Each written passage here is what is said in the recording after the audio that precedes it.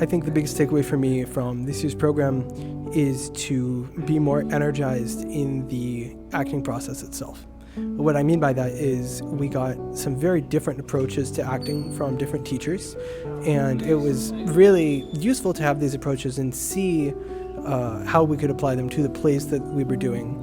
And these approaches really helped me better understand the ins and outs of acting, and I was able to apply that to a play, and it was just really insightful theater experience. I'm an actor, and I'm also a writer.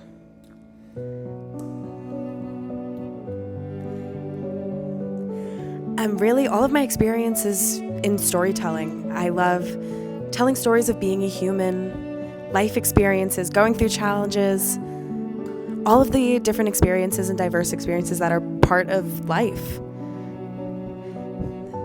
That we are not alone in our struggles, that we can all come together and share in our similar life experiences. So that would be mine. Yes, I love acting a lot, but when I grew up, I didn't realize I had like more. It was just not just pretending, it was also creating.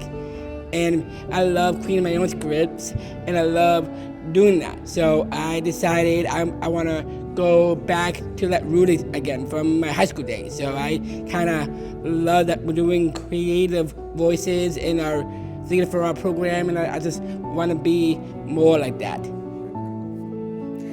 My first time seeing a deaf actor, I was a little girl. I was watching Marlee Matlin. It was the same as Bellamy. And the first time I saw her, I was like, wow, I can take a theater class. I'm from Chicago, it's the same as Marlee Matlin, so I was kind of in the same theater school as her, so I went ahead and jumped right in. Well, it's interesting because I was born with a disability, but my spinal cord injury is an acquired disability as well. And in literature and that, I remember Heidi and a few other things, but I didn't see representation on stage. However, when the Tonys honored Allie, my housemate and I had a big party. It was very exciting. And I think there's a reason we haven't seen as many up until now, people who looked like myself on stage, and there has to be access for that to happen. And programs like this offer that, which is thrilling. I'd love to share my voice. I have an opera background from college, and I love opera and I love music, but in a nutshell, it felt like I was kind of starting to box myself in at some point of my higher education, and I forgot why I decided to do singing, why I decided to be an actor.